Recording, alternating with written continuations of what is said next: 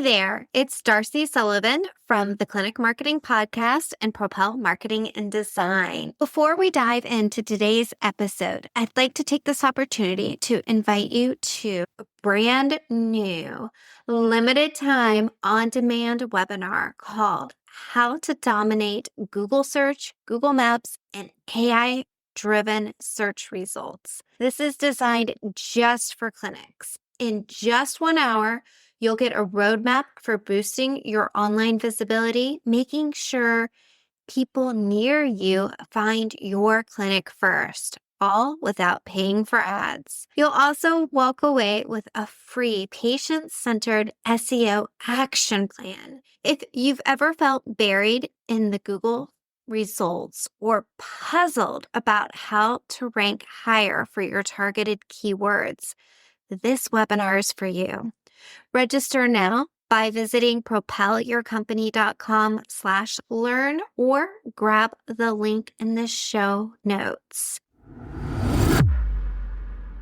Today, we're talking about whether doctors should have a personal Google business profile plus a location profile, because depending on how you set it up, it can either help patients find you or it can create duplicates, split reviews, and turn into a maintenance headache.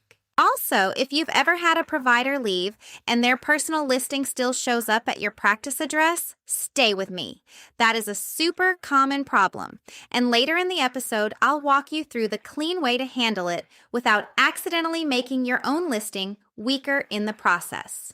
Hello and welcome to the Clinic Marketing Podcast. This is Darcy Sullivan from Propel Marketing and Design. Let's start by getting really clear on what we're actually talking about, because a lot of people say personal profile when they mean totally different things. A location Google business profile is the listing for the physical place patients go. It has your office address, primary phone number, hours, services, photos, posts, and most importantly, the reviews that influence whether someone chooses you. A doctor or practitioner listing is different.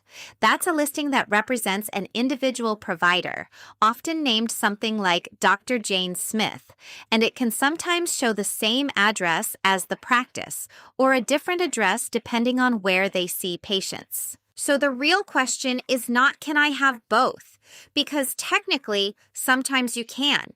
The real question is, should you? And if you do, will it strengthen your visibility or create confusion that costs you patients? Here's the biggest thing to understand about Google business profiles.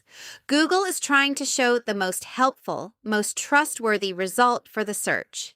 When Google sees multiple listings that look like they represent the same thing, or multiple listings tied to the same address without clear differentiation, you can end up with split signals. And split signals usually show up in a few ways. Reviews get divided between listings.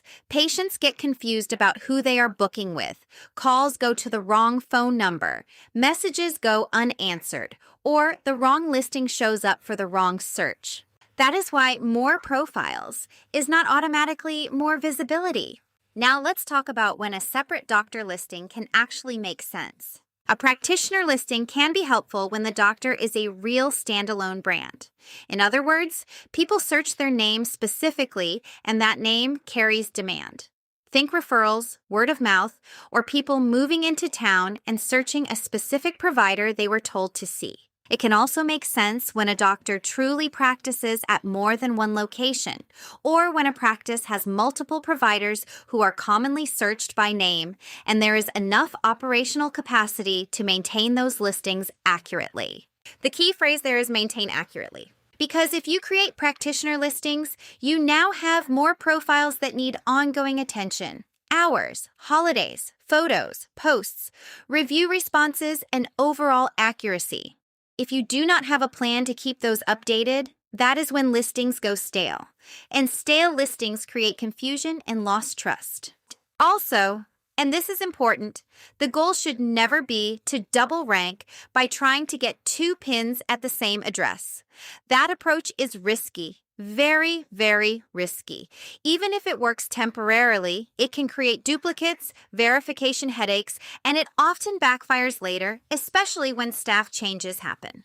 And this is where I want to zoom out for a second and talk about what I recommend for most practices. For most practices, the cleanest setup is one strong location listing per real physical location.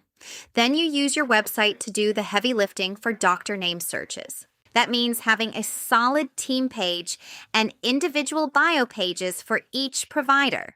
Those bio pages should be easy to find, clearly written, and internally linked to the services that provider is known for. If someone searches Dr. Smith Chiropractor or Dr. Smith Acupuncture, you want Google to be able to connect the dots to your website, your location listing, and that provider's bio page. This approach keeps your reviews consolidated on the location listing, which is usually the most powerful asset for local visibility, while still giving you a way to show up for branded provider searches. It also prevents one of the most annoying situations that happens when practices create or inherit practitioner listings.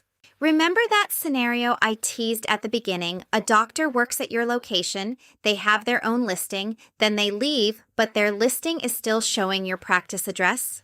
That is not just an inconvenience, it can become a real business problem. Patients call asking for a provider who is no longer there.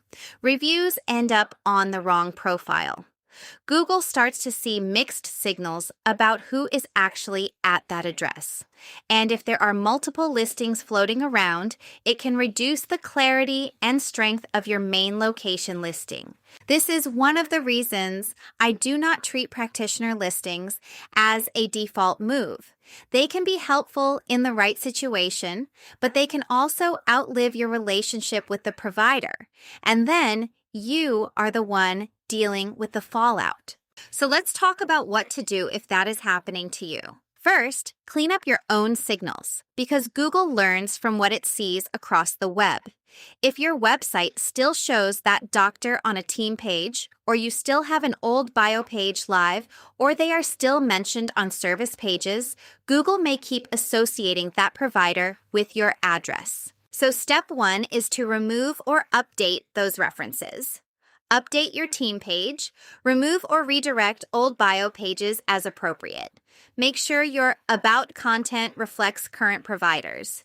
Then do a quick scan of major directories where your practice is listed and see if that doctor is still tied to your address there. The goal is to stop feeding Google the story that this provider is still at your location. Second, go to the doctor listing on Google Maps and use Suggest and Edit. You are trying to correct the address association. If you know where they moved, suggesting a move can be the cleanest path. If you do not know where they moved, you can still indicate that the listing does not belong at that address. Third, while that cleanup is in progress, protect your main listing. Make sure your location Google Business profile is updated, complete, and clearly reflects your current providers through photos, posts, and your website link. Make it easy for a patient to know they are in the right place, with the right team. Now, back to the bigger question, should you have both a doctor listing and a location listing? Here's my decision filter. If most of your searches are service-based, chiropractor near me, physical therapist in Boston, or acupuncture in Luceville, then the location listing should be your priority. Consolidate reviews there, build it up, keep it active. That is going to be the strongest and simplest setup for most practices. If you have strong provider name searches, multiple providers with real branded demand, and you have a clear plan to maintain individual profiles, then a practitioner listing might be worth considering. But even then, I want you to think like a systems person. What happens when a provider changes hours? What happens when they go on leave? What happens when they leave the practice? Who updates what and how quickly? Because the benefit of a practitioner listing is not worth it if it creates confusion, splits reviews, or forces you into a cleanup project later. If you do decide that a practitioner listing is truly the right move, keep it clean. Make sure it is obviously the practitioner's name, not a second version of your practice name. Link it to the doctor's bio page on your website, not just the homepage. Use a phone number that is actually answered. Keep the hours accurate and avoid creating duplicates if one already exists. And if you are not sure, default to one strong location profile and better provider pages on your website. It is often the safer, more stable path that still helps you show up for the searches you care about. Before I wrap up, here is the takeaway I want you to remember. Google Business Profile visibility is not about having the most listings. It is about being the clearest, most trustworthy answer for the searcher.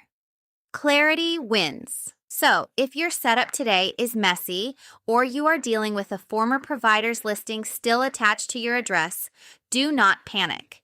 Clean up the signals, correct what you can, and strengthen the listing you actually want to rank. If you want help figuring out what you should do in your exact situation, especially if you suspect duplicates or you are dealing with a provider listing that will not detach from your address, that is one of those cases where a quick review can save you a lot of time and frustration. Thanks for listening to the Clinic Marketing Podcast. If this episode helped you, please share it with a colleague or a practice owner friend who's trying to clean up their Google Business Profile setup. And if you've got a quick minute, leaving a review is one of the biggest ways you can support the show. It helps more clinic owners find these episodes, and it tells me what topics you want more of.